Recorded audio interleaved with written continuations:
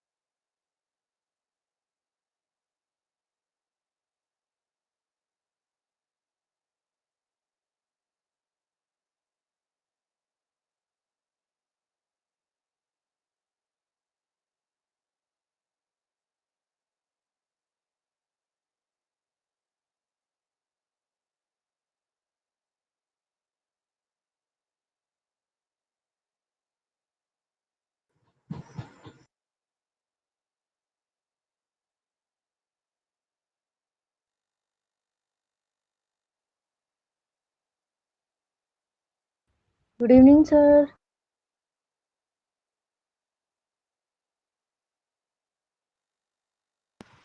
Good evening बेटा।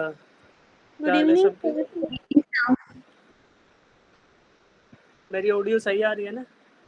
Yes yes sir. ठीक है, चलो तो आज हम ना अपना चैप्टर जो अल्टरनेटिंग करंट का उसको आगे कंटिन्यू करेंगे। तो इसमें हमने दो चीज़ें पढ़ ली। पहला पढ़ा था alternating source applied to a pure resistor या प्योरली रजिस्टर सर्किट, है ना। तो उसमें हमने पढ़ा था वोल्टेज एंड करंट के बारे में। तो वोल्टेज तो हमारा अल्टरनेटिंग था, तो कैसा आया था, V is equal to V M sine omega t. और आई प्योरली रेजिस्टिव सर्किट में करंट का फॉर्मूला क्या आया था, I is equal to I M sine omega t. Sine omega t plus sir purely resistive में यही आया था, प्योरली प्लस रेजिस्टिव कुछ प्लस नहीं आया था ना। हाँ, तो प्योरली रेजिस्टिव में खाली I is equal to I M sine omega t आया था and voltage is I V is equal to V M sine omega t. फिर उसके बाद हमने पढ़ा purely inductive circuit. Inductive circuit में क्या फॉर्मूला आया था करंट का, I is I equal is equals to I M sine omega t minus pi by two. Pi by two आया था। ठीक है, तो फेज डिफरेंस कितना हो गया फिर करंट में और वोल्टेज में, पाई by two. Pi by to. ठीक है, और एक इंडक्टर का रेजिस्टेंस क्या होता है, क्या बोलते हैं इंडक्टर के रेजिस्टेंस को, इंडक्टिव रिएक्टेंस। क्या बोलते हैं, इंडक्टिव रिएक्टेंस। और फॉर्मूला क्या होता है उसका, XL is equal to omega L. Omega L. Omega क्या होता है बच्चे यहाँ पे, angular displacement. Angular displacement. Velocity, angular velocity. और एंगुलर वेलोसिटी को 2 पाई एफ लिख सकते हो या 2 पाई न्यू लिख सकते हो, है ना। Yes sir. Yes two sir. Pi F. Yes ठीक है, सर। और एल क्या होता है, self inductance. Self self inductance. Inductance. ठीक है, तो ये सब कैलकुलेशंस हमने कर लिए थे। अब इंडक्टर का जो फाइनल चीज बची हुई है वो है magnetisation and demagnetisation of an inductor इन एन एसी सर्किट। तो क्या होगा बच्चे, जब एसी सोर्स ऑफ एनर्जी लगेगा, एसी सोर्स ऑफ पोटेंशियल लगेगा किसी इंडक्टर पे, तो क्या होने वाला है, मैग्नेटाइजेशन एंड डीमैग्नेटाइजेशन होगा। कैसे कि इंडक्टर क्या करेगा, मैग्नेटिक फील्ड प्रोड्यूस करना शुरू करेगा, है ना। जैसे ये इंडक्टर है, कॉइल है, तो ये कॉइल देखो, आप देखो कि किसी सर्कुलर सिलेंडर के ऊपर लपेटी गई है ना। तो बीच में आपको दिखाई दे रहा है एक सिलेंडर सा, है ना, एक सिलेंड्रिकल शेप दिखाई दे रही है और उस पर कॉइल लपेटी हुई है। तो ये है कुछ नहीं, ये वही कॉइल है जो अब हम जो अभी तक हम पढ़ते हुए आए हैं। तो ये ऐसे मान लो कि ये एक कोई कार्डबोर्ड या प्लास्टिक का कुछ है, ट्यूब है, उस ट्यूब के ऊपर आपने वायर लपेट दी, तो क्या हो गया, वो आपकी एक कॉइल बन गई बच्चे। ठीक है, तो दिस इज द कॉइल, ये वायर लिपटी हुई है इस पर। तो ये कॉइल क्या कर रही है, जब इस कॉइल को आप एसी सोर्स ऑफ एनर्जी से जोड़ोगे तो क्या होगा, यहाँ पर मैग्नेटाइजेशन होगा, मैग्नेटिक फील्ड प्रोड्यूस होगा, फिर डीमैग्नेटाइजेशन होगा, फिर वो मैग्नेटिक फील्ड जीरो हो जाएगा, अगेन फिर से मैग्नेटाइजेशन होगा, फिर से डीमैग्नेटाइजेशन होगा। और ये डिपेंड किस चीज़ पे करेगा, ये डिपेंड करेगा कि पावर सोर्स जो है उसका किस फेज में है या किस पोजीशन में उसका जो है वैल्यू आ रहा है, वोल्टेज का वैल्यू क्या आ रहा है, ठीक है, उस पे डिपेंड करेगा, टाइम पे डिपेंड करेगा, फेज पे डिपेंड करेगा कि क्या वैल्यू है इसकी मैग्नेटिक फील्ड की, ठीक है बच्चे। तो अब हम यही पढ़ने वाले हैं, और ये कब पढ़ेंगे, फॉर वन सिंगल साइकिल, है ना, एक सिंगल साइकिल के लिए पढ़ेंगे। एक सिंगल साइकिल बोले तो कि जैसे वोल्टेज अपने मैक्सिमम वैल्यू से, वोल्टेज अपने मैक्सिमम वैल्यू यानी थीटा इक्वल्स टू 0 पे मैक्सिमम वैल्यू पे था वोल्टेज यहाँ पे, फिर ये क्या हुआ, फिर ये थीटा इक्वल्स टू पाई के ऊपर क्या हुआ, मिनिमम वैल्यू यानी कि नेगेटिव में मैक्सिमम हुआ, और फिर से थीटा इक्वल्स टू 2 पाई पे क्या हुआ बच्चे, दोबारा से मैक्सिमम, ठीक है। तो एक गिवन स्टेट से दोबारा उसी स्टेट में आने तक कितना एंगल पास करेगा बच्चे, ये 2 पाई है ना। तो ये टोटल एंगल जो होगा यहाँ से यहाँ तक का वो कितना होगा, 2 पाई होगा। 2 कैसे? पाई। क्योंकि यहाँ ये देखो ये आपका पाई/2 है, ठीक है, फिर इसमें और पाई/2 जोड़ दिया तो कहाँ पहुँच गए आप, एंगल पाई पे पहुँच गए जहाँ पे मिनिमम वैल्यू है ना, और फिर इसमें और जोड़ा तो 3 पाई/2 और लास्ट में पहुँचे तो 2 पाई। तो टोटल एंगल कितना होता है एक कंप्लीट साइकिल में, कितना रोटेशन होता है बच्चे, 360 डिग्री यानी 2 पाई। तो यहाँ पे एंगल पाई है, यहाँ 3 पाई/2 है और यहाँ 2 पाई है, ठीक है। तो 0 से 2 पाई एंगल के अंदर वेरी करेंगे, वेरिएशंस को देखेंगे, पहले वोल्टेज का वेरिएशन देखेंगे, उसके साथ साथ फिर हम देखेंगे कि कैसे मैग्नेटाइजेशन एंड डीमैग्नेटाइजेशन हो रहा है इंडक्टर का based upon the AC input, ठीक है। तो देखो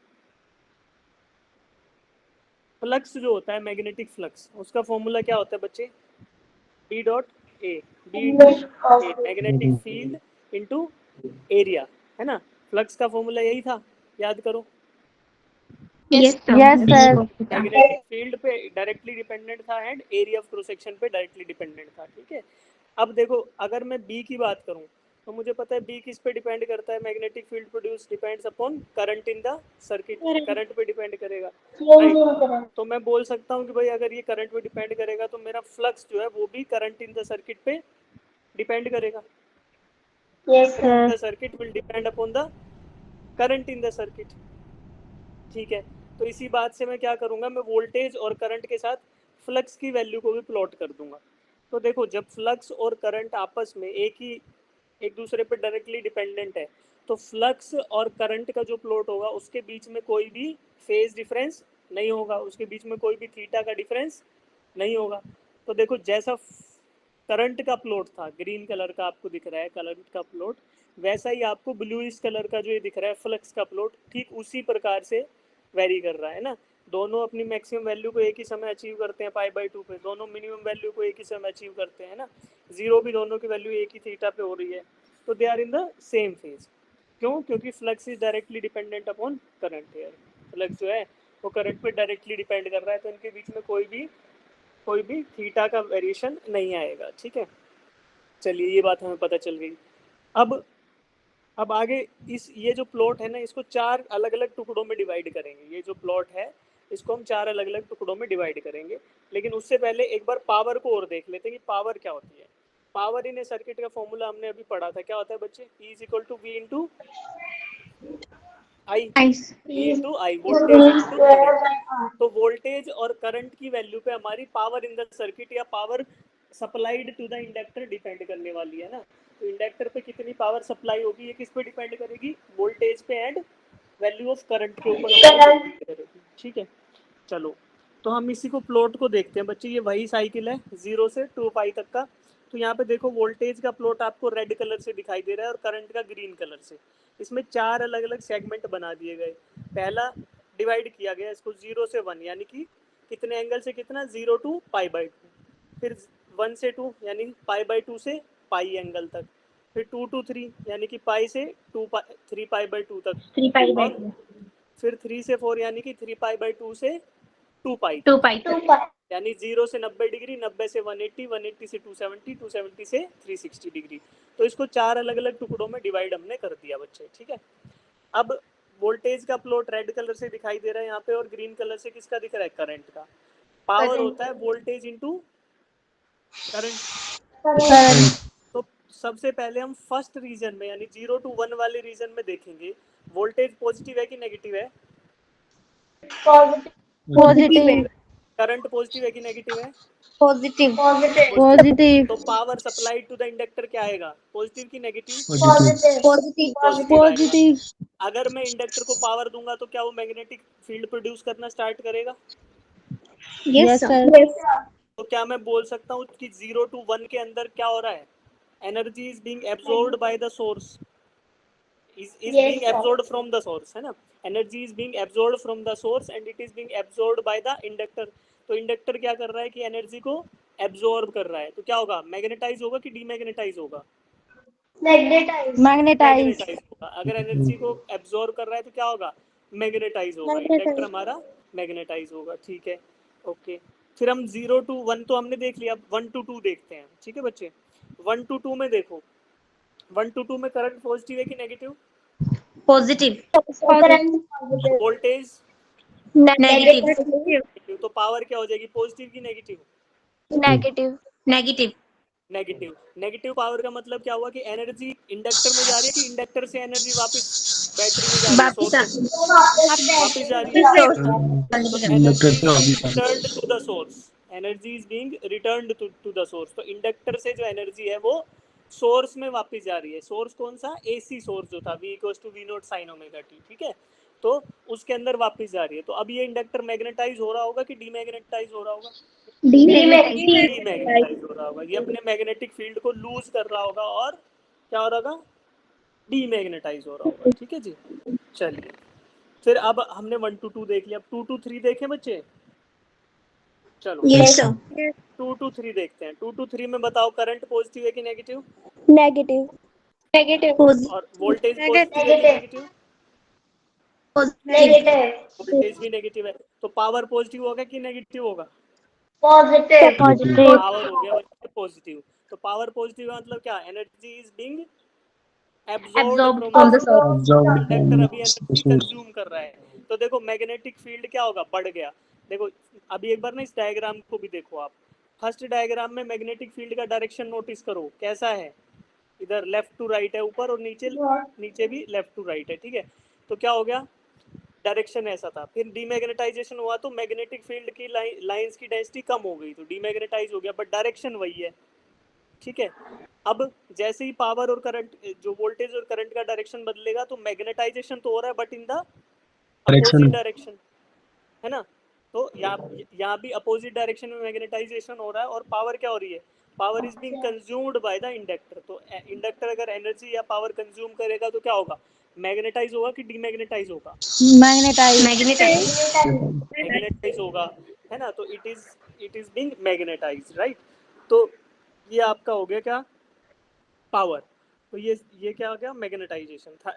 2 to 3 के अंदर फिर से मैग्नेटाइज हो गया, राइट। अब 3 to 4 लास्ट बचा हमारा, लास्ट में बताओ कि क्या है, power positive negative, negative power negative. Power negative का मतलब अगेन डीमैग्नेटाइजेशन की मैग्नेटाइजेशन, मैग्नेटाइजेशन तो अब एनर्जी फिर से वापस जा रही है सोर्स के पास। ठीक है, अब देखो बच्चों, अगर मैं बात करता हूँ, अब ध्यान से सुनना, दो बातें बताऊंगा आपको। एक बात बताओ, पहले तो तुम मुझे आंसर बताओ कि 0 to 2 पाई जब एक कंप्लीट साइकिल में कितने बार मैग्नेटाइजेशन डीमैग्नेटाइजेशन हुआ, 2 बार हुआ मैग्नेटाइजेशन, और 2 बार ही हुआ डीमैग्नेटाइजेशन। डीमैग्नेटाइजेशन अच्छा, अब मुझे पावर बताओ, एवरेज पावर या total power consumed in one cycle कितना आया, जीरो जीरो आ गया। जीरो तो बच्चे देखो, पहले में कंज्यूम कर लिया, दूसरे में रिटर्न कर दिया, तीसरे में फिर कंज्यूम कर लिया, चौथे में रिटर्न कर दिया। तो अब मुझे बताओ यार कि अगर ये सर्किट, अब ध्यान से बताना, अगर किसी सर्किट में इंडक्टर लगा हुआ है तो क्या वो एनर्जी कंज्यूम ही नहीं करेगा क्या, बताओ। करेगा। इसमें 2 पॉजिटिव हो गए, एक ये पॉजिटिव, एक ये नेगेटिव, ये पॉजिटिव ये नेगेटिव, और ये पॉजिटिव एरिया और नेगेटिव एरिया को ऐड करोगे तो 0 आ जाएगा, यानी पावर कंज्यूम्ड 0। तो अब मुझे बताओ कि अगर किसी सर्किट में केवल इंडक्टर लगा है तो क्या उसके अंदर लगी हुई बैटरी इनफाइनाइट टाइम तक चलेगी क्या,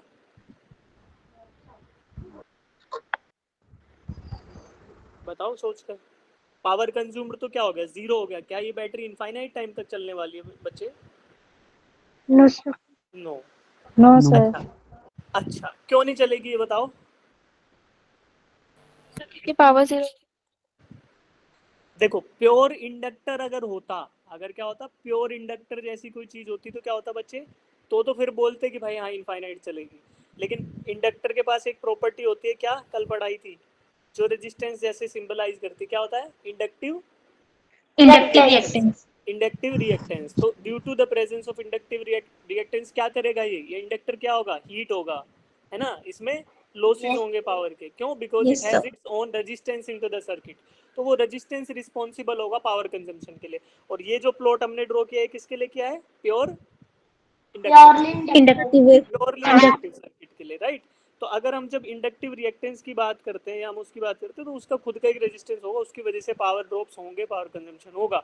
बट अगर आइडियल इंडक्टर हुआ या प्योर इंडक्टर हुआ तो फिर पावर क्या हो जाएगा? 0। 0. ठीक है, तो ये बात थी। अब आगे बढ़ते हैं। अब देखो आपको ये मैग्नेटाइजेशन डीमैग्नेटाइजेशन समझ आया बच्चे? Yes sir. यस चलिए सर। चलिए, ठीक है। चलो अब ये सर। क्वेश्चन करेंगे। हाँ तमनप्रीत। सर उसमें डायरेक्शन क्यों चेंज हो गई थी? वो तो एक ही तरह रहती है ना किसका डायरेक्शन? किसका मैग्नेटाइजेशन का? Yes sir.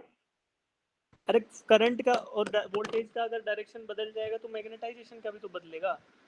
देखो ओके। फर्स्ट में देखो, फर्स्ट में वोल्टेज का एक डायरेक्शन है, ठीक, और यस करंट सर। का डायरेक्शन है। थर्ड में जब आए तो आपका वोल्टेज और इसका डायरेक्शन बदल गया ना, तो डायरेक्शन चेंज हो गया तो आप मैग्नेटाइजेशन का डायरेक्शन भी बदल जाएगा yes yes.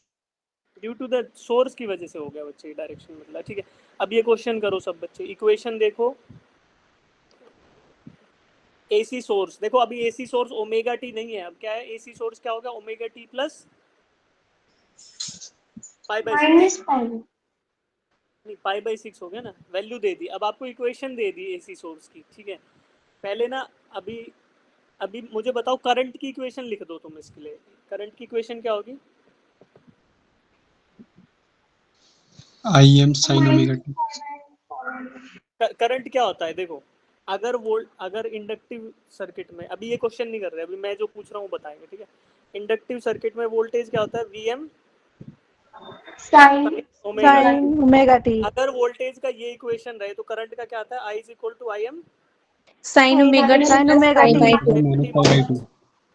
Pi pi by by 2। 2। तो अब देखो वोल्टेज का बच्चे इक्वेशन बदल गया है, वोल्टेज का ओमेगा टी नहीं है। वोल्टेज का इक्वेशन क्या है अभी इस क्वेश्चन में? v is equal to 10 sine 10 t yes sir. Plus pi by 6। तो करंट का इक्वेशन ऐसे नहीं लिख सकता मैं, I is equal to I naught. अभी आई नोट की वैल्यू मैंने कैलकुलेट नहीं की तो मैं लिख रहा हूँ आई एम, ठीक है।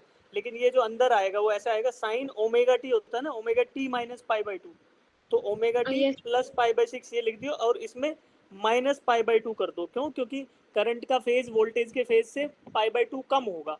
तो वोल्टेज का फेज अब ओमेगा टी नहीं था, वोल्टेज का फेज था ओमेगा टी प्लस समथिंग। तो मैंने इसको एज इट इज लिख लिया और उसमें से पाई बाई 2 माइनस कर दिया। तो क्या मैं करंट की इक्वेशन इस तरीके से लिख सकता हूँ? क्योंकि मुझे पता है कि करंट हमेशा 90 डिग्री पीछे चलेगा वोल्टेज से प्योरली इंडक्टिव सर्किट में। तुम्हें ये बात समझ Yes, आई sir. कि नहीं आई? आ गई सर।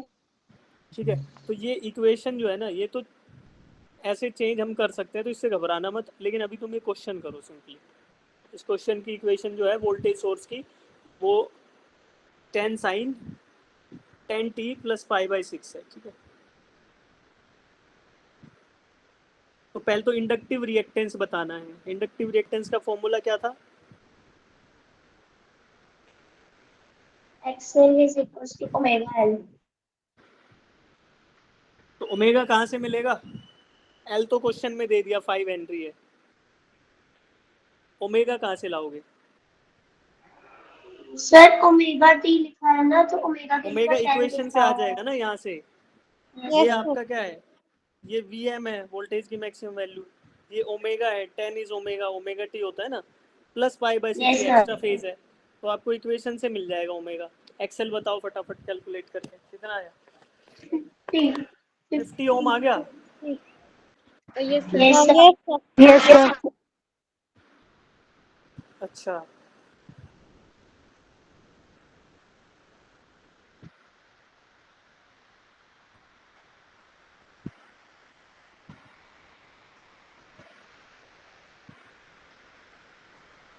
ठीक है। उसके बाद peak and RMS values of voltage. Voltage की पीक वैल्यू क्या है? Sir, 10. 10। इक्वेशन में क्या होती है? मैक्सिमम वैल्यू ही लिखी होती है, तो क्या लिखी है Yes, वहाँ पे? sir. वीएम की 10। 10. तो तो तो वीएम क्या लिख दूं मैं? VM is 10 volts. Yes, okay. sir. RMS value of voltage कैसे निकालोगे? Sir, 0.707 into PM. RMS is equal to 0.707 of VM. कितना आ गया? 7.07 वोल्ट्स। इसमें तो कुछ नया नहीं है ना। आरएमएस वैल्यू तो हमें पता है कि एसी में क्या होती है RMS value? 70% of maximum value, है ना? तो Yes, ये हो sir. गया। ओके, करंट निकालो अब, maximum current and IRMS. Maximum current कैसे निकलेगा? Sir, IM is equals to VM by R होता है, तो R की जगह XL आई एम इज लिखा इक्वल जाए। To V M by R होता है, लेकिन आर की जगह हम इंडक्टर में क्या यूज करते हैं? XL. Excel. एक्सेल। लगाओ वैल्यू और निकालो।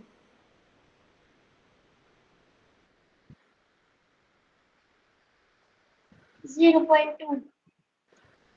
वी एम बाई एक्सेल, तो कितना है बच्चे? वी एम इज 10 और एक्सेल कितना आया मेरा? 50 आया था ना? 50.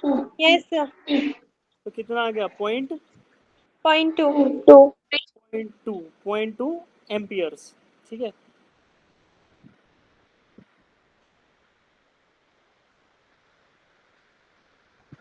Point two ampere.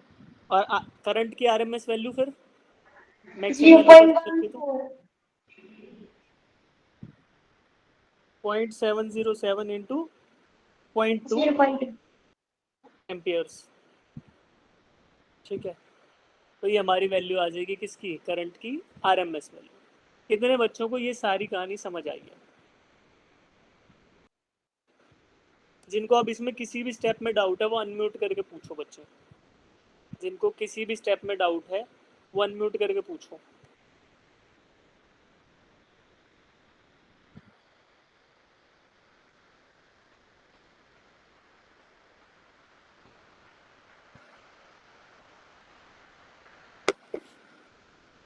अरे पूछ लो, डाउट है तो।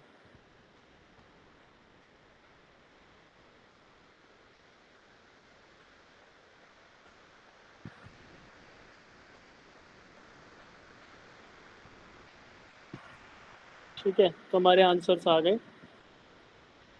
अब इंडक्टर का चैप्टर यहाँ खत्म, है ना? जैसे हमने रेजिस्टेंस का कैलकुलेशन किया था कि भाई रेजिस्टेंस के अंदर करंट की वैल्यू क्या आएगी, पावर की वैल्यूज क्या आएंगी। फिर इंडक्टर में हमने करंट का इक्वेशन निकाला, फेज एंगल, फेज डिफरेंस निकाला, पावर निकाला। ठीक है। Magnetisation and demagnetisation of inductor किया, फिर हमने कुछ कैलकुलेशन कर लिए, राइट? अब बात करेंगे थर्ड थिंग। तो तीसरा कौन सा बचा था? Purely capacitive circuit. प्योरली बोलो। Capacitive. Capacitive circuit. तो प्योरली कैपेसिटिव सर्किट में क्या होगा बच्चे? एक कैपेसिटर जुड़ा होगा। प्योरली कैपेसिटिव सर्किट में एसी सोर्स के साथ एक कैपेसिटर जुड़ा होगा खाली। ठीक है। तो उसके लिए हम क्या कैलकुलेशन करेंगे? सबसे पहले करंट की वैल्यू निकालेंगे, फिर उसके लिए फेज डायग्राम ड्रॉ करेंगे, फिर थर्ड क्या करेंगे? पावर इन ए प्योरली कैपेसिटिव सर्किट, ये कैलकुलेट करेंगे, और lastly charging and discharging of a capacitor. तो ये सारी चीज़ें अब देखने वाले हैं। ठीक है। तो सिमिलर कंसेप्ट रहेगा, थोड़ा जल्दी जल्दी बताऊंगा, नोट डाउन करते चलेंगे और हो जाएगा। ठीक है। देखो, ये आपका हो गया प्योरली कैपेसिटिव सर्किट। तो एक कैपेसिटर जोड़ दिया, parallel plate capacitor with the AC source of power. तो V is equal to V M sine omega t. ये तो मैं, ये आपका सोर्स ऑफ एसी सोर्स का कैरेक्टरिस्टिक्स है, राइट? और कैपेसिटर में कैपेसिटेंस का फॉर्मूला क्या होता है? Capacitance is equal to Q by C is equal to V. Capacitance is equal to charge by voltage, यही होता था ना? Yes, sir. Yes, sir. Yes. अरे Q is equal to C V, total charge Yes, sir. Yes, sir. stored on the plates of the capacitor is equal to capacitance times voltage difference across the plates। ठीक है। तो ये आपको बोलते नहीं हो, मैं तुम्हें टाइम देता हूँ, तुम मुझे ही बोलते हो, तो तुम्हें बोलना चाहिए, जैसे मैं बोल रहा हूँ तो मेरे सेंटेंस को कंप्लीट किया करो आप। तो कैपेसिटेंस क्या होता है, total charge is equal to कितना होता है, CV। यहाँ पे C क्या है बच्चे, कैपेसिटेंस, कैपेसिटेंस, और V क्या है, V क्या है, voltage. Voltage. Voltage across the plates of the capacitor, ठीक है। तो Q is equal to CV। तो यहाँ से मुझे फॉर्मूला Q का पता चल गया, राइट, और वोल्टेज के कैरेक्टरिस्टिक्स तो मुझे पता ही है, राइट। अब मैं क्या करूंगा, मैं करंट की वैल्यू निकालने की कोशिश करूंगा for this purely capacitive circuit, ठीक है जी। तो देखो क्या करेंगे अब हम, हमें पता है कि यार voltage supplied by the source will be equal to voltage across the terminals of the capacitor. तो ये हमें किरचॉफ्स वोल्टेज लॉ या किरचॉफ्स लूप रूल से हमें पता है कि जितना वोल्टेज ये, क्योंकि एक ही कंपोनेंट जुड़ा हुआ है सर्किट में, तो जितना वोल्टेज ये एसी सोर्स प्रोवाइड करेगा वो सारा का सारा किसको मिल जाएगा, इस कैपेसिटर को मिल जाएगा, ठीक है। तो मैं क्या करने वाला हूँ कि voltage supplied by the AC source is equal to Q by C। Capacitor में क्या होता है formula, V is equal to Q by C लिख सकते हो आप, C. Q is equal to CV होता है, तो इधर से C को नीचे ले आया, तो मैंने क्या लिखा, voltage across the plates of the capacitor is equal to Q by C। और यही क्या है, this should be equal to the voltage supplied by the source. So voltage supplied by the source at any given time is equal to Vm sin omega t। किसी Sin given omega time पे क्या होगा, Vm sin omega t, और ये किसके बराबर होना चाहिए, charge at that instant divided by the capacitance of the capacitor. तो उस समय प्लेट्स के ऊपर कितना चार्ज स्टोर्ड है डिवाइड बाय द कैपेसिटेंस, ठीक है। तो ये हमें एक रिलेशनशिप मिल गया बिटवीन चार्ज एंड वोल्टेज। अब मैं क्या करूंगा, चार्ज को सेपरेट आउट कर लूंगा, क्या हो जाएगा, Q is equal to VmC into sine omega t. Vm is the maximum voltage, maximum voltage into capacitance of the circuit into sine of omega T. तो ये मुझे मिल गया। अब करंट क्या होता है बच्चा, rate of change of charge with respect to time, charge. या फिर rate of flow of charge, है ना। तो dq बाई dt ये मेरा करंट होता है। मुझे चार्ज की इक्वेशन पता है, मैं डिफरेंशिएट कर दूंगा इसको टाइम के साथ। तो जैसे मैं इसको डिफरेंशिएट करूंगा d by dt of VmC sign omega T, तो मुझे क्या मिल जाएगा बच्चे, C कैपेसिटेंस तो एक कांस्टेंट वैल्यू है कैपेसिटर के लिए, ठीक है। Vm maximum value of the AC source है, वो भी कांस्टेंट है, तो ये दोनों बाहर आ जाएंगे, और बाकी साइन ओमेगा टी डिफरेंशिएट होगा तो कोस ओमेगा टी इंटू ओमेगा, फिर ओमेगा बाहर निकाल लिया, तो omega C Vm into cos omega t, ये मेरा आ गया करंट का इक्वेशन, ठीक है। अब मैं इसको कोस को लिखूंगा साइन के टर्म्स में, कोस को साइन के टर्म्स में लिखूंगा। तो जब मैं इस कोस को साइन के टर्म्स में लिखूंगा तो मुझे जो इक्वेशन मिलेगी वो मिलेगी कि I is equal to I M sine omega t plus pi by two, ठीक है, sine omega t plus pi by two. ऐसा ये इक्वेशन पिछले वाली से थोड़ी अलग है।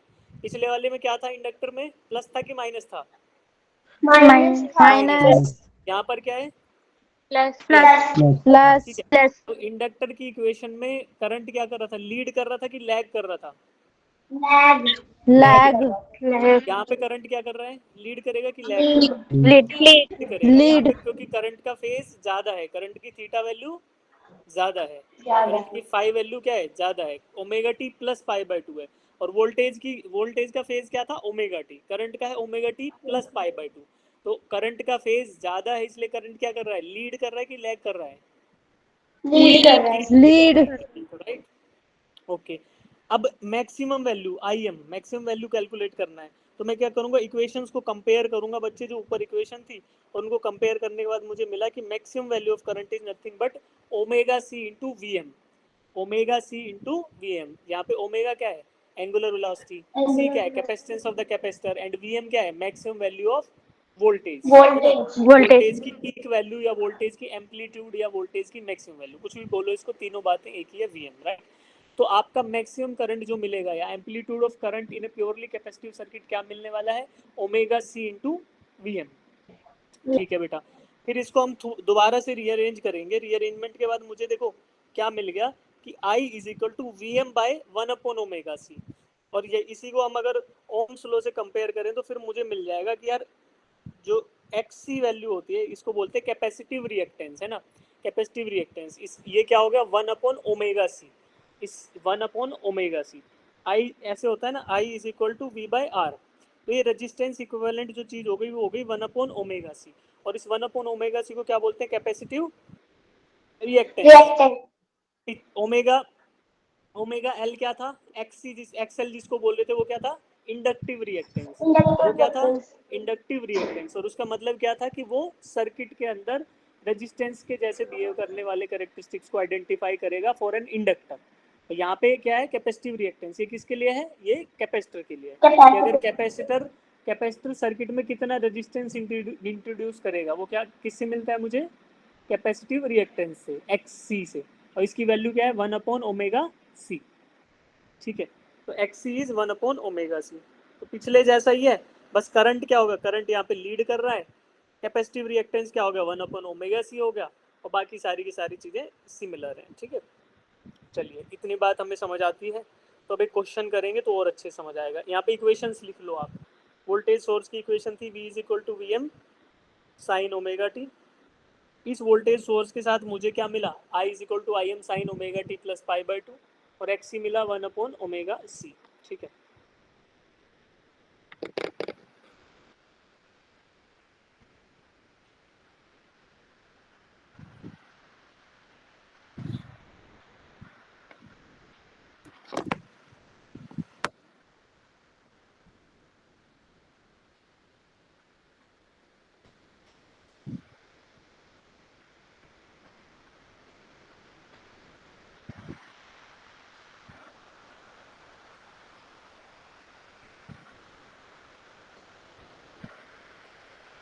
ठीक है, V M sine omega t हो गया बच्चे, लिख लिया, नोट डाउन किया तो give me thumbs Yes, up. sir. Yes, sir. अच्छा, समझ आ रहा है कि नहीं आ रहा, पहले तो ये बताओ तुम। आ रहा है सर। Yes, sir. तुम्हारे Yes, नंबर sir. तो आते नहीं है एग्जाम में, समझ क्या आ रहा है? हम्म? तुमने ये ऐसे ही हाँ चैप्टर भर, अच्छा ऐसे ही बोल रहे थे तुम, उसमें भी क्या बोलते, करंट इलेक्ट्रिसिटी में भी सब लोग बोल रहे थे सर सब समझ आ रहा है, क्या आ रहा है। कुछ बच्चों के तो अच्छे नंबर है, बहुत सारे लोगों के अच्छे नंबर नहीं है भाई। इसका मतलब क्या, पढ़ नहीं रहे तुम लोग घर पे, इसका मतलब आप रिवाइज नहीं कर रहे नोट्स को। कुछ बच्चे अच्छा परफॉर्म कर रहे हैं, बहुत अच्छा भी परफॉर्म कर रहे हैं, बट जो नहीं कर रहे उनको क्या करें अब? हम्म? कब पढ़ोगे बेटा फिर आप? अभी नहीं पढ़ रहे फिर कब पढ़ोगे, ये बताओ। लास्ट में कुछ नहीं होगा, अभी होगा जो होगा। ठीक है, चलिए अब एक क्वेश्चन करते हैं बेस्ड अपॉन द कंसेप्ट। ये करो, ए 2.5 microfarad capacitor is connected to a fan which is supplied by 220 volt 50 hertz source. अब कैपेसिटिव रिएक्टेंस निकालो, आरएमएस करंट निकालो। जिसका आंसर आएगा हैंड रेज कर लेंगे तुरंत।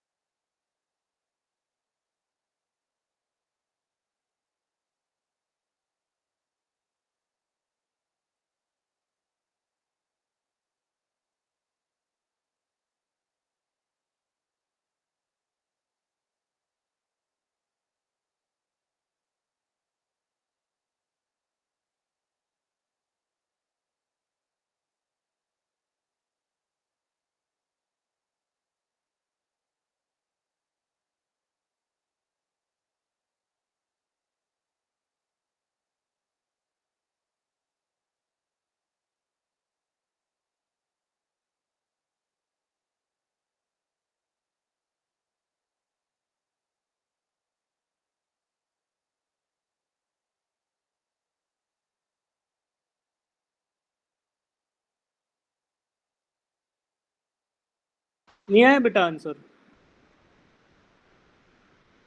कैपेसिटिव रिएक्टेंस का फॉर्मूला क्या है यार? कैपेसिटिव रिएक्टेंस का So 1 formula by omega. 1 by 1 by omega. 1 by omega और c. Omega C. C. तो यहाँ तो कैपेसिटिव रिएक्टेंस निकालना है तो क्या क्या यार निकालो ना, x is equal to 1 upon omega C. Omega की वैल्यू क्या है बताओ?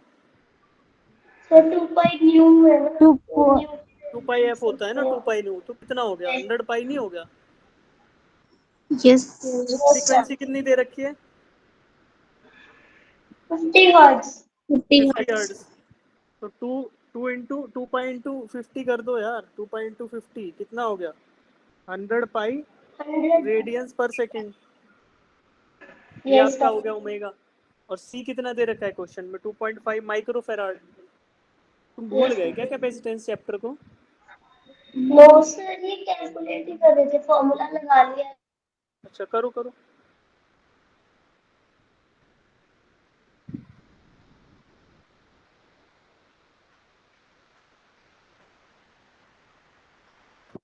To 2.5 into 10 to power minus ऐसे करना है, ठीक है? तो Yes, sir. ये करो। सर पहले का आंसर 1.2 into 10⁻³ आ रहा है। 1.2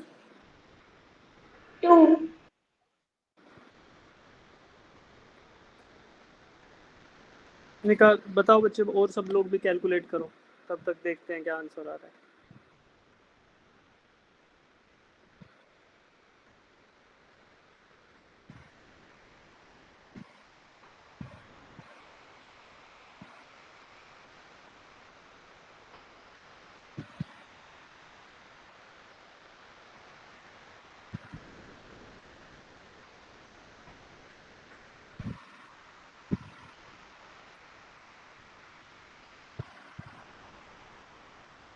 ये आएगा 1273.2 1273.2 ओम्स।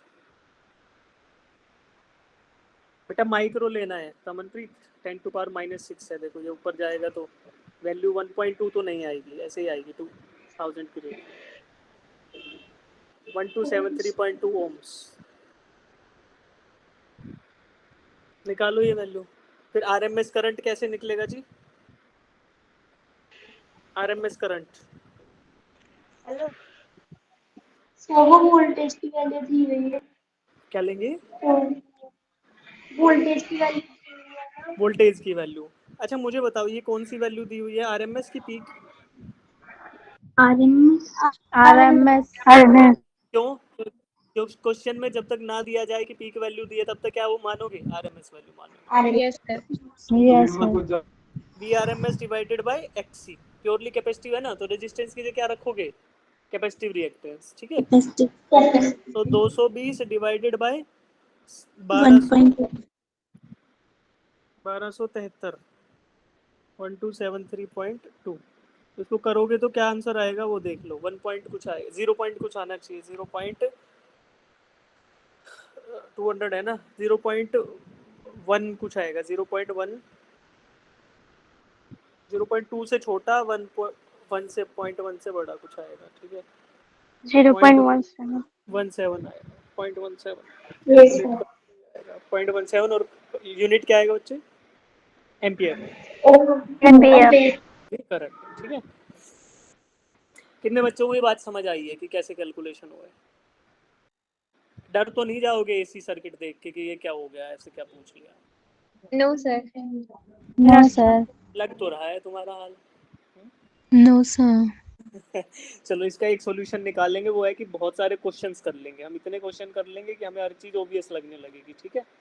चलो ठीक है भाई, ये हो गया हमारा, क्योंकि दोनों के सॉल्यूशन यहाँ दिए हुए हैं, कुछ नहीं है, वैल्यूज डालनी थी और आंसर आ गए, ठीक है?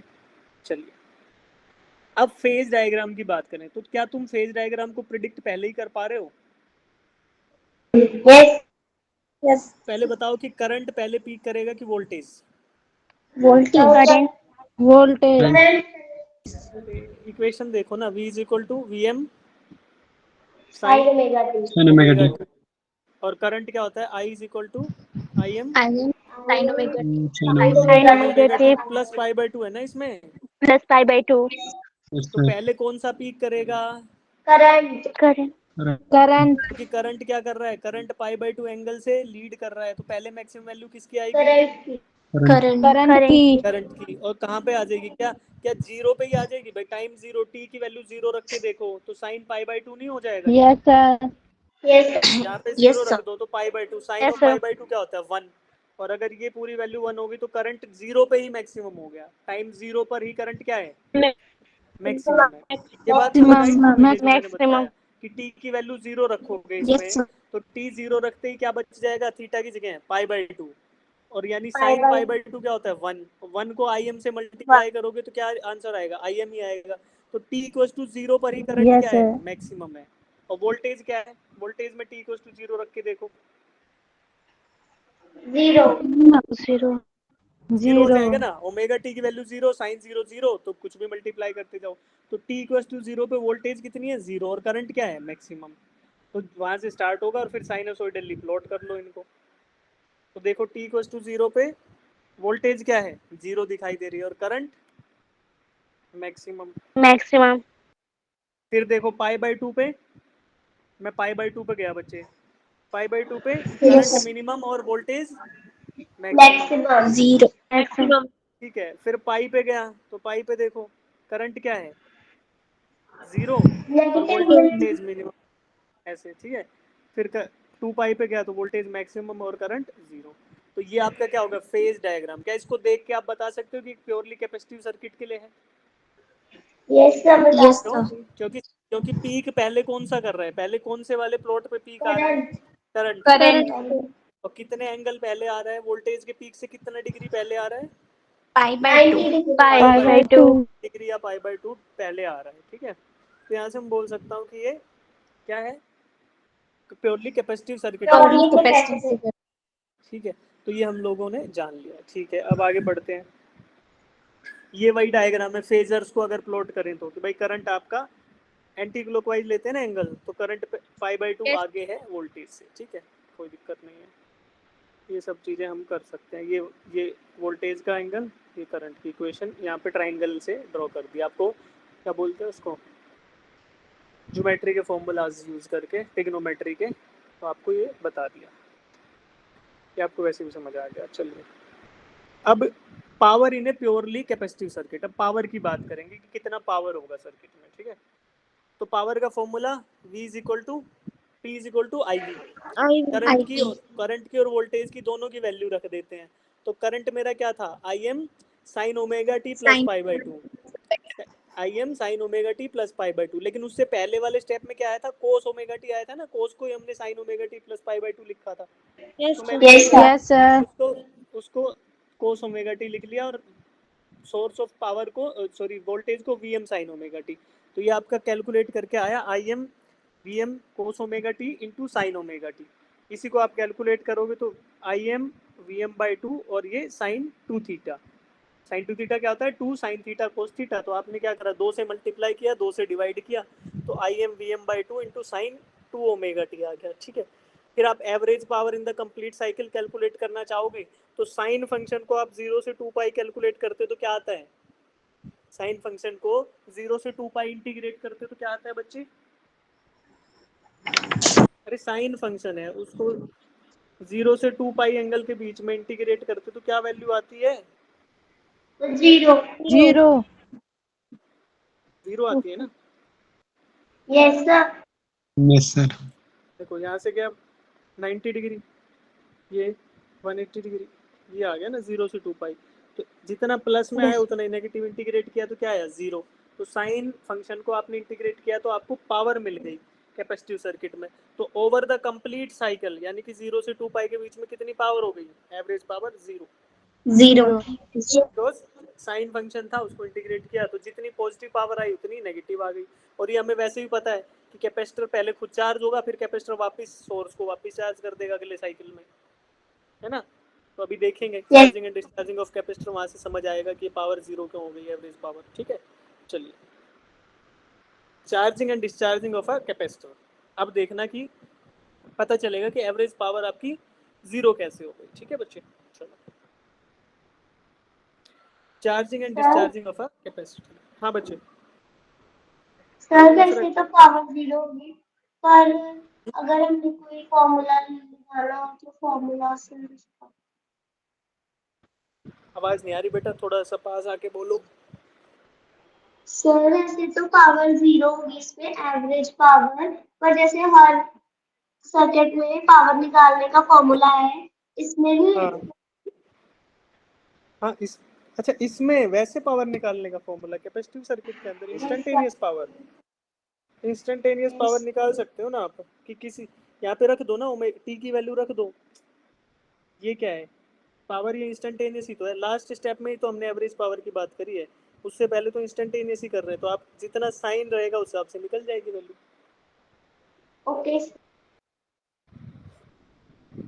भाई एवरेज का तो हमने लास्ट में किया ना, कि हमने साइन को एवरेज किया, उससे पहले तो sine sine 2 theta 2 omega T पे डिपेंड कर रही थी, तो जितना वैल्यू ऑफ टी, यानी कि अगर मान लो मैं बोल देता हूँ T is equal to time period by 2 पे कैलकुलेट करो, तो यहाँ टी की जगह टी बाई 2 रख दो, तो आंसर आ जाएगा आपका उस पॉइंट पे कितनी पावर है। ठीक है, चलो।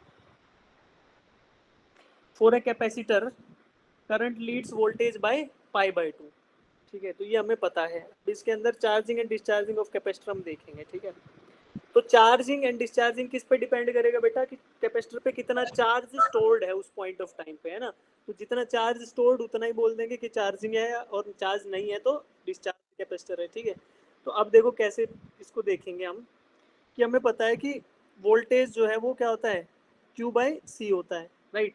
तो मैं बोल सकता हूँ कि जो वोल्टेज होगा उसी पे डिपेंड करेगा कि कितना कैपेसिटर पे चार्ज है। तो voltage given to the capacitor is directly proportional to the charge stored on the capacitor. ठीक है, तो पहले मैं प्लॉट कर रहा हूँ वोल्टेज और करंट को, जो ऊपर थे। वोल्टेज कहाँ से स्टार्ट हुआ, 0 से, फिर मैक्सिमम हुआ पाई बाई 2 पे, मिनिमम हुआ 3 पाई बाई 2 पे, और ये 2 पाई पे 0। तो ये वोल्टेज का प्लॉट है। करंट का प्लॉट देखा जाए तो 0 पे मैक्सिमम, 90 पे मिनिमम, फिर ये ऐसे वेरी करता जाएगा। ठीक है, तो इसी प्लॉट में मैं चार्ज को भी प्लॉट कर रहा हूँ कि भाई at a given time charge stored on the capacitor क्या रहेगा, तो उसका प्लॉट जो है वो अगली स्क्रीन पे आएगा। ठीक है, अभी थोड़ी स्क्रीन रुक गई है, देखते हैं।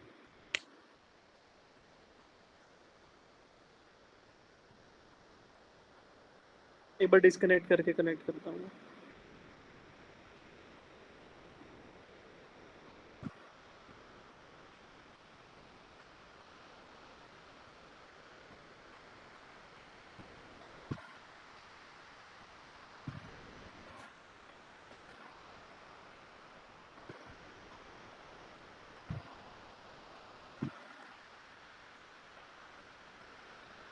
ठीक है, तो यहाँ पे देखो बच्चे कि चार्ज को भी मैंने प्लॉट कर दिया वोल्टेज के साथ। अब वोल्टेज से डायरेक्टली डिपेंडेंट था, तो जिस समय वोल्टेज मैक्सिमम होगी उसी समय charge stored on the capacitor भी मैक्सिमम होगा। जिस समय वोल्टेज 0 होगी उस टाइम चार्ज भी 0 होगा, जिस टाइम वोल्टेज होगी उस टाइम चार्ज भी मिनिमम होगा। ठीक है, मेरी आवाज आ रही है बच्चों आराम? Yes, ठीक है, sir. आवाज यस सर। Yes sir. आ रही है सर। स्क्रीन नहीं रुक रहा है यार, सर स्क्रीन शेयर, स्क्रीन का इशू आ रहा है, स्क्रीन रुको कुछ एक दो चीज़ें आगे करते हैं। सर शो हो गई है। स्क्रीन का शेयर जो है डिले हो रहा है, लो है।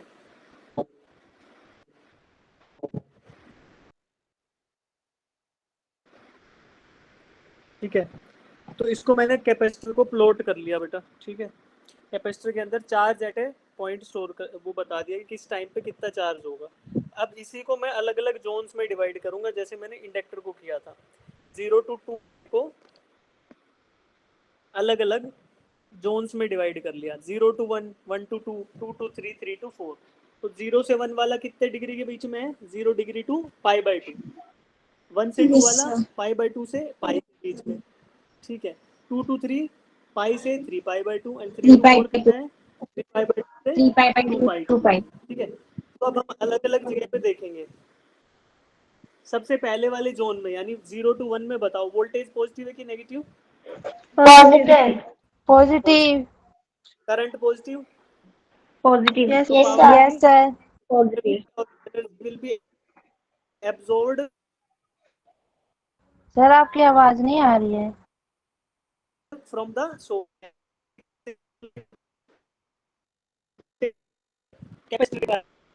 एनर्जी कहाँ पे रहेगी भाई, वोल्टेज पॉजिटिव है, करंट भी So, पॉजिटिव है, एनर्जी कहाँ पे ट्रांसफर हो रही है? Sir yes, sir. Positive Am observe I audible? Hello.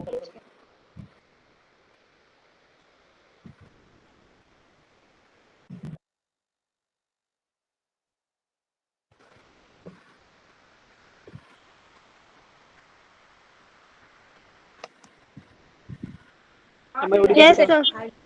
Yes sir. Yes sir. हाँ तो देखो, वोल्टेज भी पॉजिटिव, करंट भी पॉजिटिव, तो power will be supplied from battery to capacitor. तो कैपेसिटर क्या होगा? चार्ज होगा, पावर दोगे तो Capacitor. क्या होगा? चार्ज होगा, है ना? तो फर्स्ट जो रीजन है जिसमें वोल्टेज भी पॉजिटिव और करंट भी पॉजिटिव, वहां पे कैपेसिटर क्या हो रहा है? चार्ज हो रहा सर है। स्क्रीन नहीं दिख रही। आवाज का इशू है ना? सर स्क्रीन नहीं देखी।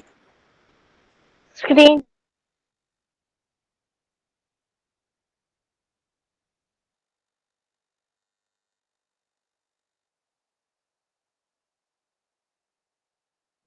अब दिख रही है।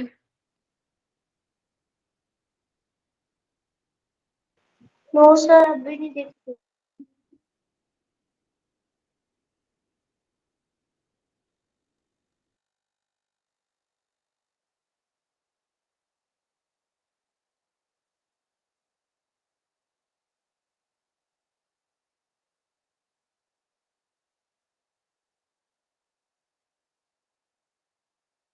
आवाज आ रही है मेरी बेटा? Yes sir. Hello. Yes sir. अब तो शायद स्क्रीन भी दिख रही है ना? ठीक यस है, सर। ठीक है। तो 0 to 1 में क्या हो रहा है? कैपेसिटर चार्ज हो रहा है ना? क्योंकि पावर कहाँ जा रही है? सोर्स Yes, से sir. पावर ट्रांसफर हो रही है कैपेसिटर के पास, ठीक। अब सेकंड में जाते हैं, सेकंड रीजन में। यहाँ पे बताओ, वोल्टेज पॉजिटिव, करंट नेगेटिव, तो पावर क्या होगी? Negative. Negative. Negative. Negative. Negative. Power का मतलब क्या है? Energy being returned from the capacitor to source. Capacitor की एनर्जी सोर्स के पास वापस जा रही है। तो इस समय कैपेसिटर क्या होगा? डिस्चार्ज की चार्ज Discharge. डिस्चार्ज। होगा, ठीक है। फिर 2 to 3 में देखते हैं, यहाँ पे करंट भी नेगेटिव और वोल्टेज भी नेगेटिव, तो पावर क्या हो जाएगी? Positive. Power negative, power positive, positive. Power positive मतलब फिर वापस दूसरे डायरेक्शन में चार्जिंग शुरू होगी। देखो पहले प्लेट ए आपका पॉजिटिव था, प्लेट बी नेगेटिव था, लेकिन अब देखो, अब पावर तो पॉजिटिव है, बट करंट और वोल्टेज का डायरेक्शन बदलने से ए नेगेटिव हो गया और बी पॉजिटिव हो गया। कैपेसिटर चार्ज हो रहा है but with the opposite polarity, है ना? तो दूसरे डायरेक्शन में चार्जिंग स्टार्ट हो गई है। तो यहाँ पे क्या होगा? एनर्जी की बात करें तो energy is being transferred from the power source to capacitor, and capacitor is being charge या डिस्चार्ज? कैपेसिटर चार्ज हो रहा है कि डिस्चार्ज हो रहा है? चार्ज। चार्ज। तो और 3 और 4 में क्या होगा? बताओ अभी 3 और 4 में रीजन में। Sir discharge. 3 और 4 में डिस्चार्ज। डिस्चार्ज होगा। Current positive, power negative, voltage negative, current positive, power negative. तो पावर नेगेटिव का मतलब क्या है कि अब Negative. कैपेसिटर फुल्ली चार्ज हो चुका था, अब इसके बाद ये वापस डिस्चार्ज होगा, बिकॉज द ये एसी सोर्स जो है अपनी डायरेक्शन ऑफ सोर्स जो है वोल्टेज बदल चुका होगा। तो डायरेक्शन बदलने के कारण क्या होगा बच्चे? ये डिस्चार्ज होगा। चलो चलो अब ये क्वेश्चन करते हैं। ये आपको चार्जिंग डिस्चार्जिंग समझ आया? फिर से capacitive reactance, RMS value, peak, ये सब इनका क्वेश्चन करते हैं। एक बार करो। 3 पार्ट तो इसके आसान है, चौथा पार्ट थोड़ा सा ट्रिकी है, दिमाग लगाओगे तो हो जाएगा, ठीक है। करते जाओ। फर्स्ट, सेकंड, थर्ड होते, ये तीनों होते ही हैंड रेज कर लेना, सब बच्चे करो। क्वेश्चन समझ ना आए, डाउट रहे तो तुरंत अनम्यूट करके पूछो।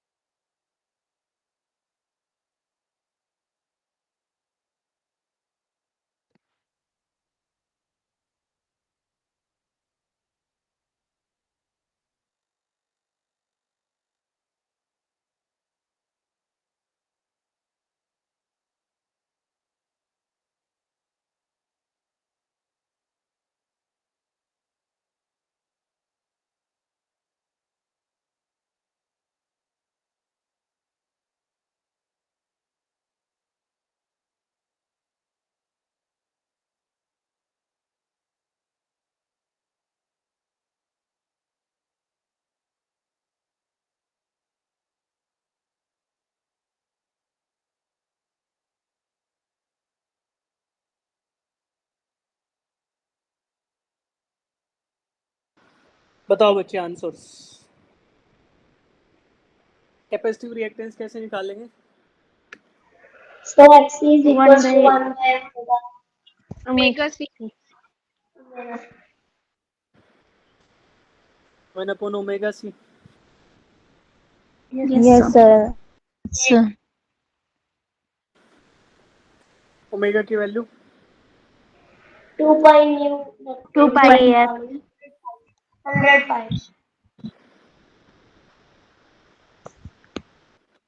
ठीक है, क्या आंसर आया इसका? 2.1 10 to the power minus 4. 2 into 212.31.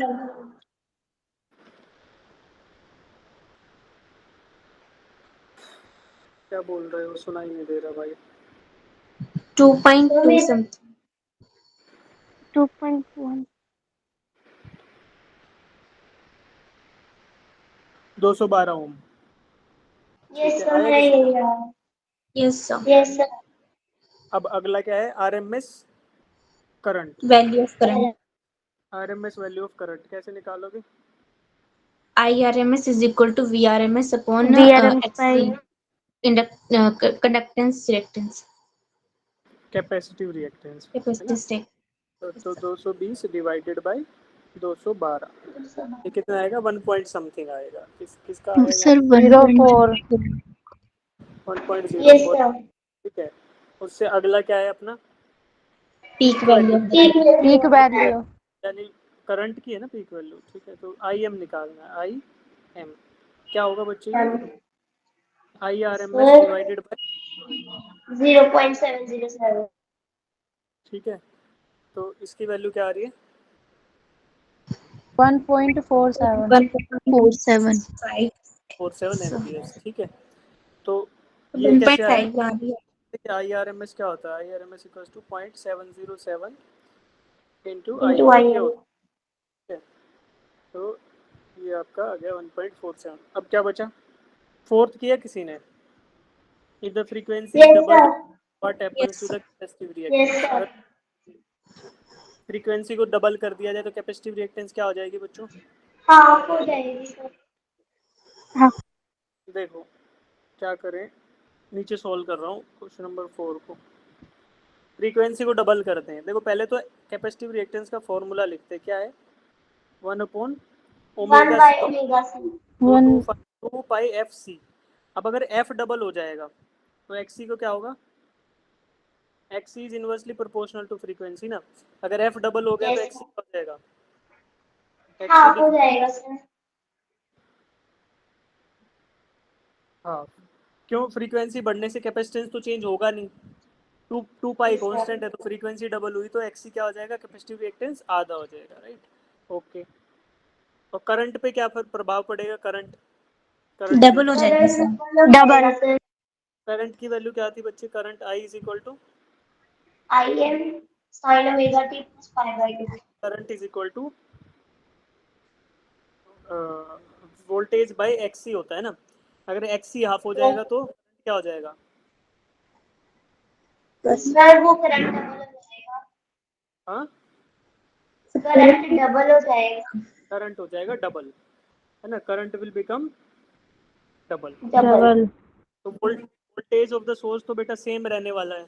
ठीक है, तो वोल्टेज सेम रहेगा, एक्सी आपका आधा हो जाएगा, हाफ हो जाएगा। तो एक्सी हाफ होते ही करंट क्या हो जाएगा? डबल हो जाएगा। ठीक है, तो क्वेश्चन नंबर 4 भी आपका।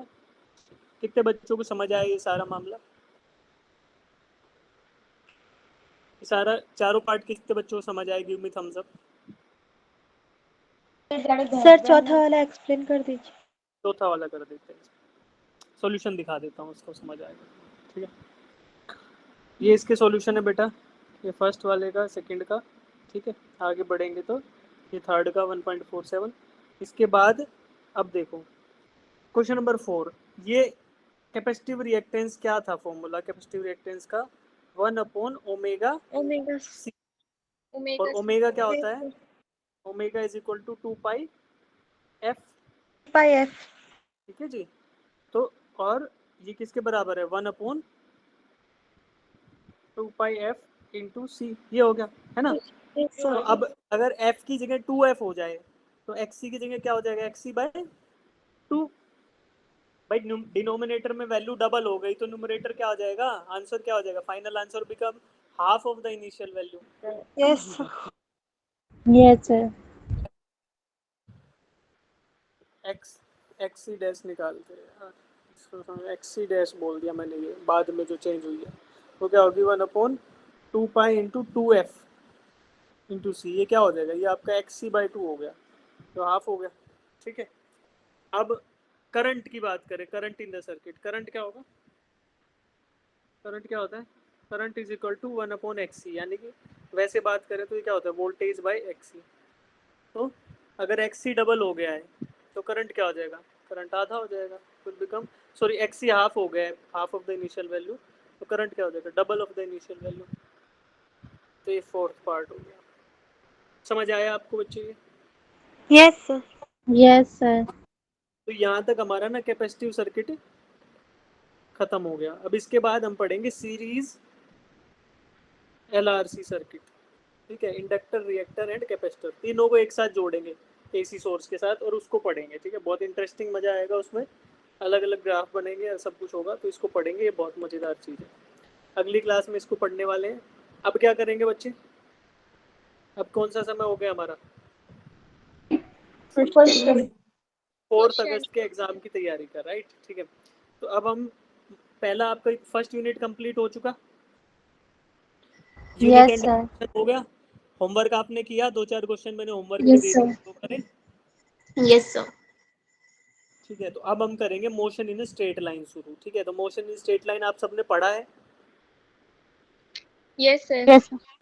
ठीक है, तो अब है ना 4-5 क्वेश्चन मैं आपको सॉल्व कराऊंगा। ठीक है, उसके बाद ये आपको पीडीएफ शेयर कर दूंगा, इसमें आप क्वेश्चन करके आएंगे और फिर कल इसको फाइनली ख़त्म कर देंगे मोशन इन स्ट्रेट लाइन को नेक्स्ट क्लास में। ठीक है, चलिए, सबसे पहला क्वेश्चन है ये, सॉल्व करो।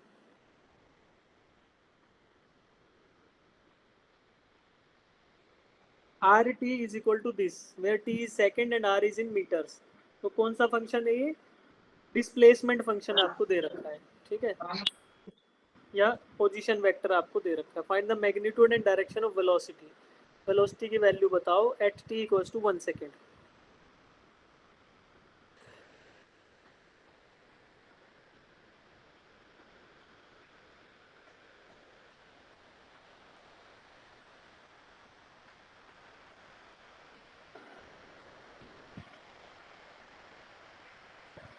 T is equal to 1 second पे वेलोसिटी की वैल्यू बताओ।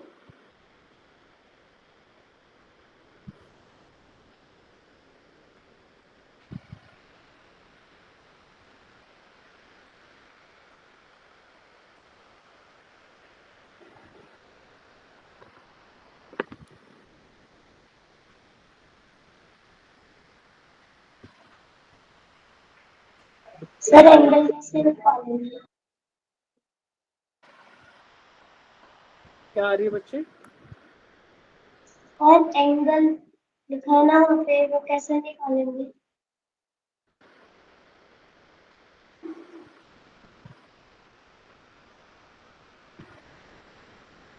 एंगल तो बता देंगे, एंगल निकल जाएगा, वेक्टर जब अगर दिया हो आई कैप जे कैप तो एंगल नहीं निकल पाएगा आई कैप डायरेक्शन के साथ। देखो, R T is given as 4t I cap plus 2t square J cap plus 5k cap. ठीक है, T is in second and R is in metres. Find the magnitude and direction of velocity. ठीक है, magnitude और direction of velocity आपको बताना है। ठीक है, करो बच्चे इसको।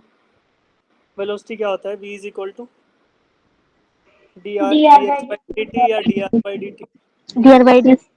तो डिफरेंशिएशन करो इसका विद रिस्पेक्ट टू टाइम, क्या आएगा, 4t का क्या आएगा, 4i 4i 2t plus square J cap का क्या आएगा, 4j cap.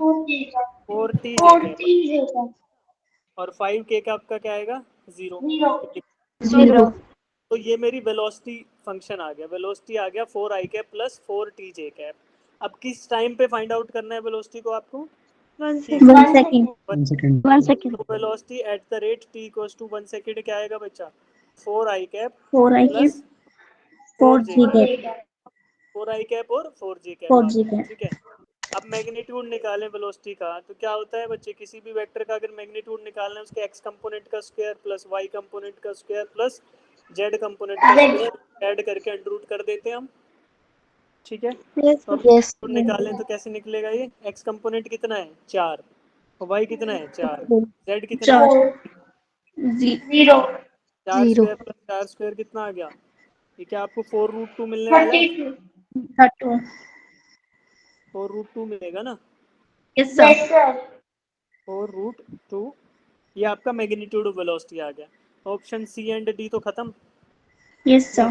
अब एंगल की बात करते हैं, एंगल कैसे ड्रॉ करते हैं, एंगल जब ड्रॉ करेंगे तो एक्स कंपोनेंट और फिर वाई कंपोनेंट, तो एक्स कंपोनेंट की लेंथ कितनी है बेटा 4, वाई की 4. कितनी है 4, तो अब मुझे इस फंक्शन का एंगल निकालना है, ये रिजल्टेंट ऐसे बनेगा ना वेलोसिटी वेक्टर, जिसका एक्स कंपोनेंट है 4, वाई कंपोनेंट 4 है। अब आपको ये थीटा बताना है, तो थीटा क्या आपको ऐसे नहीं लग रहा 45 डिग्री आएगा, Yes, sir. Yes, sir. Yes. कैसे आएगा, 1045 कितना होता है, 1040 1 1 होता है, और 10 किसके बराबर होता है, परपेंडिकुलर अपॉन बेस, तो क्या 4/4 आ नहीं रहा 1, तो ये यस 45, सर सर तो कौन सा ऑप्शन सही है, ऑप्शन नंबर ए। तो अब ऑप्शन ए। एंगल निकालना आया समझ कैसे, कोई भी वेक्टर दिया हो, yes Yes, sir. Component draw करो, वाई ड्रॉ करो और फिर पाइथागोरस लगाकर एंगल निकाल सकते हैं हम लोग, ठीक है। चलिए, अगर मान लो ऐसे ना पता चलता तो फिर v की वैल्यू हमें पता है ना 4√2, तो अगर हम साइन थीटा भी लगाएं इस ट्राइंगल में, तो साइन थीटा क्या आएगा बच्चा 4/4√2, 4 डिवाइडेड बाई 4√2, v की वैल्यू क्या है 4√2, हमने कैलकुलेट करी है ना अभी यहाँ पे ये तो yes perpendicular upon hypotenuse, perpendicular 4 है, हाइपोटेन्यूज 4√2 है, तो क्या आएगा 1/√2, तो थीटा क्या होता है, थीटा 45 डिग्री, यहाँ से भी आ गया, 45 कोस थीटा के लिए भी लगा सकते थे, तो option number A is the right answer, ठीक है। समझ आया आपको ये, Yes, yes. Sir Yes, sir. ठीक। चलो अब क्वेश्चन नंबर 2 करो।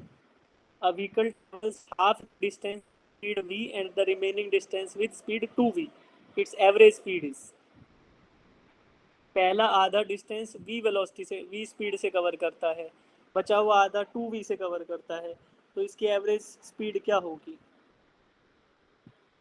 इसकी एवरेज स्पीड क्या होगी ये मुझे बताइए।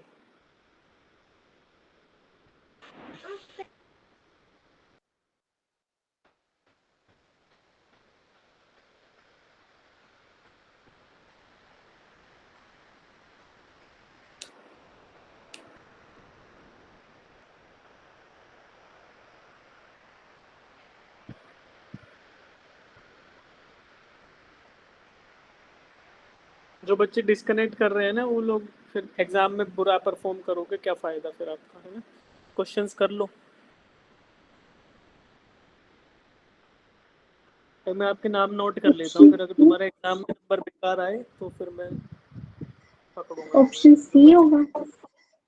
बच्चे डिस्कनेक्ट करके भाग जा रहे हैं ना, फिर एग्जाम में बुरा परफॉर्म करेंगे, तो फिर आपको हाईलाइट कराऊंगा ना कि हाँ भाई तुमने क्लास अटेंड ही नहीं करी। ऑप्शन क्या आ रहा है, बी आ रहा है ना, ये तो दिख भी गया तुम्हें, ऑप्शन क्या आंसर आ रहा है, Option B. B.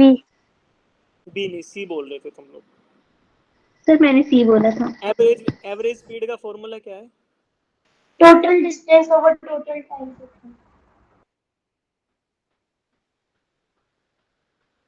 Total distance upon total time, ठीक है। अभी क्या बोल रहा है कि मान लो x डिस्टेंस कवर किया टोटल, ठीक है, तो इस x में से आधा distance, half of the distance is covered with कितना स्पीड, वी V. और बचा हुआ x/2 किससे कवर किया, 2 पहला 2. हाफ किया v से और दूसरा किया 2v से, तो टाइम कितना लगा, t1 कितना हुआ, t1 is equal to distance upon speed, Speed. और t2 कितना हुआ, ये भी डिस्टेंस अपॉन स्पीड। तो देखो t1 की वैल्यू कैलकुलेट करें, कितना आ रहा है t1, x/2 बाई v, तो क्या आ गया x/2v, ये t1 आ यस गया, सर और t2 क्या आया, t2 is equal to x/v x/2, ये कितना आ गया, x by V 4v। Four V 4v। अब मुझे टोटल डिस्टेंस क्या है मेरे पास, total distance is equal to x plus X by two plus X by two यानी x है, और टोटल टाइम कितना है t1 plus t2, x by 2v plus X by 4v। क्या करो अब ले लो एलसीएम, नीचे नीचे एलसीएम लोगे तो 4v आएगा नीचे, और 2 प्लस देखो ऊपर x बच है, नीचे क्या है x कॉमन ले लिया, और यहाँ एलसीएम लिया 4v, तो क्या आ गया 2 प्लस 1। ठीक है, अब x से x कट जाएगा, 4v ऊपर चला जाएगा, तो क्या आ गया 4v बाई 3। क्या आंसर आया मेरा, option number B B. Total distance upon total time, तो आपको यहाँ टाइम पहले कैलकुलेट करना पड़ेगा, फिर आप निकाल पाओगे वैल्यूज को, है ना, फिर आप वैल्यूज को निकाल पाओगे। Yes sir. चलिए क्वेश्चन नंबर 1 अभी दोबारा से शुरू हो गया 1 में, ये ग्राफिकल है, इसमें बहुत सारी वैरायटी है बच्चे, एक दो क्वेश्चन और कराता हूँ फिर आपको इंट्रोड्यूस करूंगा सारे क्वेश्चन से। ये करो, position time graph for positive acceleration. Positive acceleration, acceleration positive का मतलब क्या है, rate of change of velocity will be positive. Positive तो ग्राफ कौन सा दे रखा है, वीटी ग्राफ है कि एक्सटी ग्राफ है? देखो वीटी ग्राफ तो मैं आपको ड्रॉ करके दिखा देता हूँ। अगर वेलोसिटी टाइम ग्राफ होता और टाइम के साथ वेलोसिटी, अगर समय के साथ वेलोसिटी बढ़ती जा रही है ऐसे, तो क्या हम बोल देता it is a positive acceleration graph? Yes sir. ठीक है, लेकिन आपको किस चीज के लिए बताना है, आपको डिस्प्लेसमेंट टाइम के लिए। डिस्प्लेसमेंट टाइम ग्राफ देखो और बताओ। B option. Sir option B. Option D लग रहा है, डी भी दिखाऊं क्या एक बार? ऑप्शन डी देख लो। नो नो सर, तो बी हो। Sir option B. B. Option B, ठीक है। अच्छा देखते हैं एक एक करके, ऑप्शन बी ही इसका सही आंसर है। एक एक करके बताओ, ऑप्शन ए में एक्सेलरेशन हो रही है कि नहीं हो रही है? No sir. सर वो वेलोसिटी है, वो नेगेटिव वेलोसिटी जा रही है इसमें। नेगेटिव वेलोसिटी है और एक्सेलरेशन क्या है, जीरो है।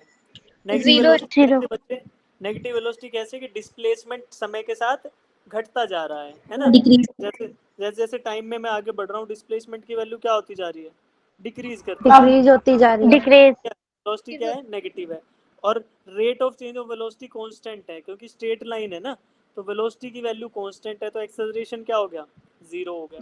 जीरो। ठीक है, अब ऑप्शन डी देखते हैं। ऑप्शन डी में बताओ, यहाँ पे वेलोसिटी पॉजिटिव है कि नेगेटिव? पॉजिटिव। एक्सेलरेशन क्या है, एक्सेलरेशन है जीरो। कांस्टेंट। जीरो, ठीक है, कांस्टेंट नहीं है, जीरो है। Yes sir. अब ऑप्शन बी में देखते हैं, वेलोसिटी इज चेंजिंग। क्या बोलते हैं, इंक्रीजिंग है। वेलोसिटी क्या है, इंक्रीजिंग। वेलोसिटी इंक्रीजिंग है, और एक्सेलरेशन क्या है, पॉजिटिव। अगर वेलोसिटी पॉजिटिव। ऐसे बच्चे देखो, किसी एक पॉइंट पे मैं अगर थीटा वैल्यू निकालूं और दूसरे पे निकालूं, तो स्लोप जो है वो आपका चेंज हो रहा है। इधर जो थीटा था वो कम था, आगे बढ़े तो थीटा बढ़ गया, तो थीटा मतलब स्लोप बढ़ गया। स्लोप बढ़ने से क्या हुआ, हम बोल सकते हैं कि velocity is increasing with respect to time, या फिर इंक्रीजिंग वेलोसिटी कोई दूसरा टर्म क्या होता है कि एक्सेलरेशन इज पॉजिटिव। और लास्ट देखें, यहाँ पे क्या है, वेलोसिटी इज डिक्रीजिंग, तो वेलोसिटी डिक्रीजिंग है तो एक्सेलरेशन क्या हो गया, नेगेटिव। ठीक है, चलो, तो option B is the right answer. चलिए question number 2,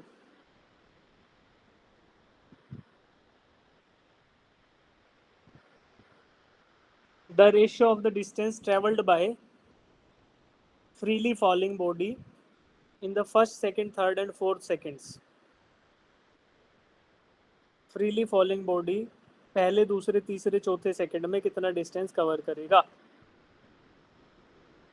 distance covered in nth second का फॉर्मूला क्या होता है, s distance covered in nth second is equal to, बताओ, u प्लस 1/2 इंटू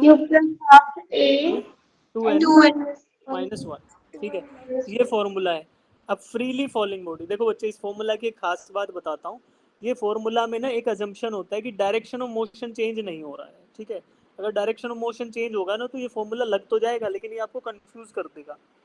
अगर डायरेक्शन ऑफ मोशन चेंज हो गया तो ये आपको कंफ्यूज कर देगा, ठीक है। इसलिए डिस्टेंस की बात हो रही है ना, क्योंकि डिस्टेंस ये टोटल डिस्टेंस को काउंट कर रहा है, ठीक है। तो लेकिन अब फ्रीली फॉलिंग बॉडी है तो क्या उसका डायरेक्शन ऑफ मोशन चेंज होगा? नहीं होगा। तो आप नो सर। वो तो नीचे ही गिर रही है, नीचे गिरती चली जाएगी। तो क्या होगा इसमें ना, आप इजीली इसको यूज कर पाओगे, ये फॉर्मूला कंफ्यूज भी नहीं करेगा। तो इसमें n की वैल्यू 1 रखो, फिर 2 रखो, फिर 3 रखो, फिर 4 रखो, और जो रेशियो आए उसको आंसर बताओ फटाफट से। n की वैल्यू 1 रखो, 2 रखो, 3 रखो, 4 रखो, फिर जो रेशियो आएगा वो आंसर आप बताओ। देखो भाई, इनिशियल वेलोसिटी 0 मान लो, सबसे आसान है। हमें तो डिस्टेंस कवर्ड की बात करनी है ना, इनिशियल वेलोसिटी के बारे में कुछ बोल रखा, तो u को 0 अज्यूम कर लो, सेम रेशियो आएगा।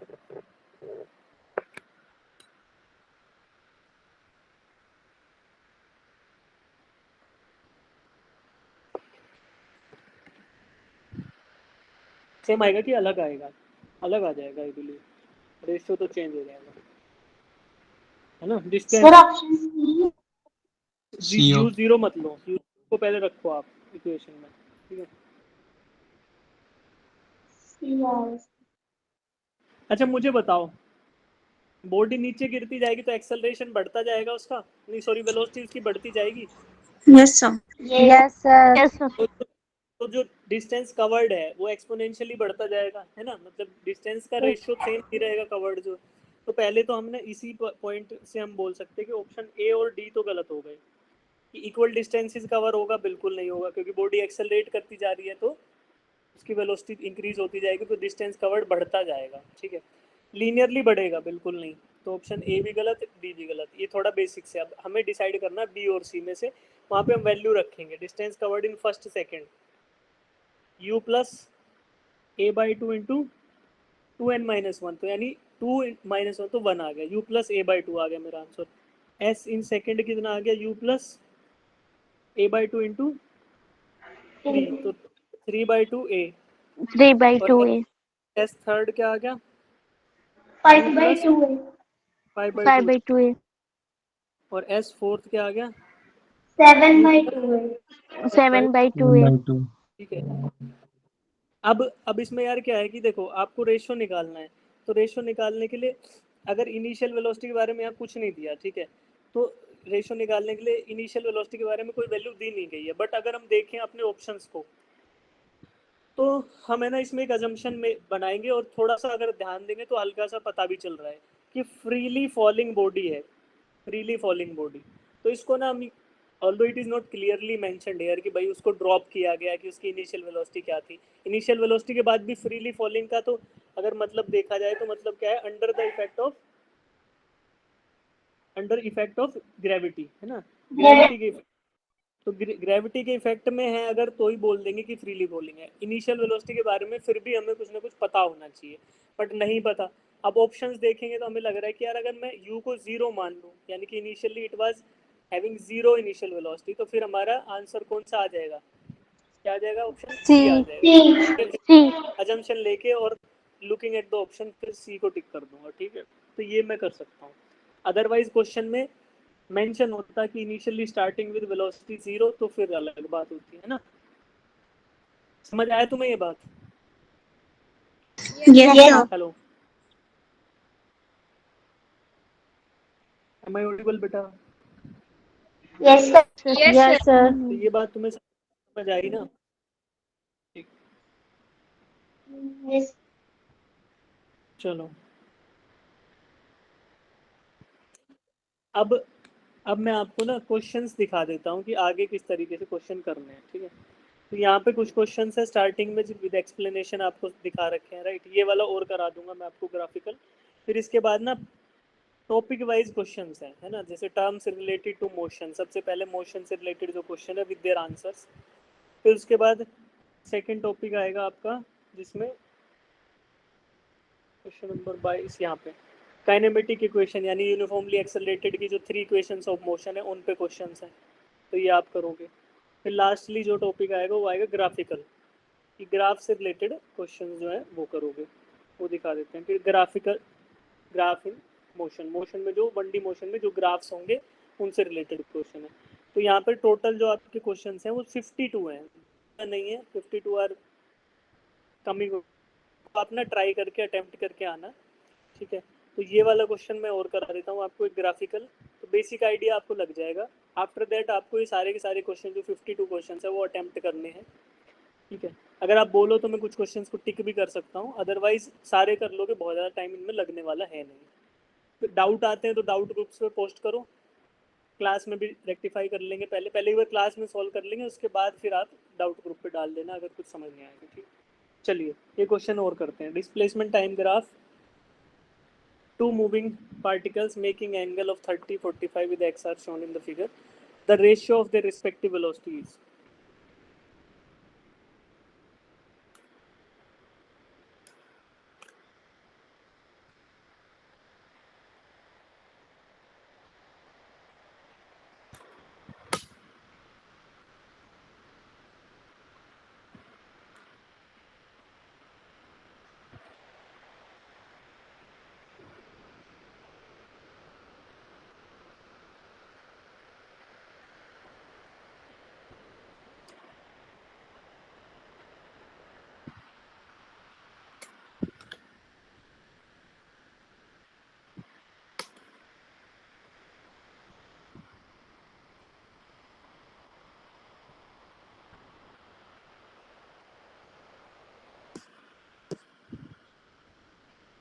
xt ग्राफ पे वेलोसिटी कैसे मिलती है? स्लोप। स्लोप, यानी कि delta X by delta T. तो स्लोप ऑन xt ग्राफ, तो मुझे बताओ दो पार्टिकल हैं, एक है 30 डिग्री बना रहा है, दूसरा 45। तो पहले 30 डिग्री वाले को देखते हैं बच्चे। 30 डिग्री में डेल्टा एक्स आ गया, और इसका बेस कितना है, डेल्टा टी। तो यहाँ पे कौन सा फॉर्मूला लगाऊं, टेंजेंट 30 लगा दूं, tan 30 is equal to delta X by delta t. Yes sir. तो मैं बोल दूं कि velocity of first particle is tan 30 degree, और similarly velocity of second particle is tangent of 45 degree, 45। तो v1 बाई v2 क्या होगा, 1030 divided by tangent of 45 45। Values रखो, बताओ 1030 कितना होता है, 1/3 1 by 2 1 बाय रूट 3। 1 और upon 1045 क्या होता है, 1 1 होता है। 1 तो हमारी रेशियो क्या आ गई, 1:√3। √3 option D is option the D. Right, option ठीक है। तो इस तरीके से हम कर लेंगे, सवाल आसान है, बेहद इजी क्वेश्चन है। तो इसी से अब आप यहाँ से स्टार्ट करना। 52 क्वेश्चन है, बहुत सारे नहीं है। जो आपको टफ लगे उनको छोड़ देना, जो इजी इजी आराम आराम से हो जाए उनको करना। बाकी नेक्स्ट क्लास में सॉल्व कराऊंगा, और जो भी डाउट आएंगे वो सारे हैंडल हो जाएंगे। उसके बाद भी कुछ बचेगा तो डाउट सॉल्विंग ग्रुप में, ठीक है बच्चे। तो ये सारे के सारे नीट PYQs हैं, तो इन सबको हम लोग कर लोगे। Yes yes sir yes sir yes sir. ठीक है, तो अब वो बच्चे रुक जाएंगे जिनको डाउट्स है, बाकी सब लोग ड्रॉप कर सकते हैं। जिनको डाउट है वो खाली रुकेंगे, बाकी सब लोग डिस्कनेक्ट कर सकते हैं। Thank you. bye sir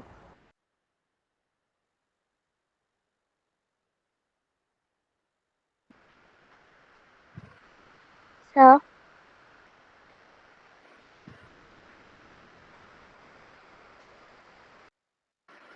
हाँ sir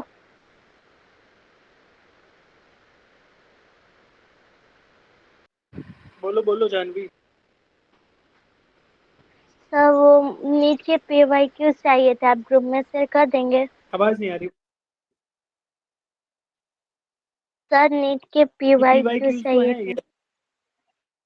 ये नीट के नो सर, PYQs हैं, मतलब वो शेयर कर रहा हूँ अभी। कौन से पूरा चैप्टर के चाहिए आपको, सर कौन से जो चैप्टर के अभी चाहिए? जैसे सर होल 11th के चाहिए थे और 12th के भी। ठीक है, वो शेयर कर दूंगा। आप मेरे को पर्सनली मैसेज करना, मैं भेज दूंगा। Okay sir, thank you sir.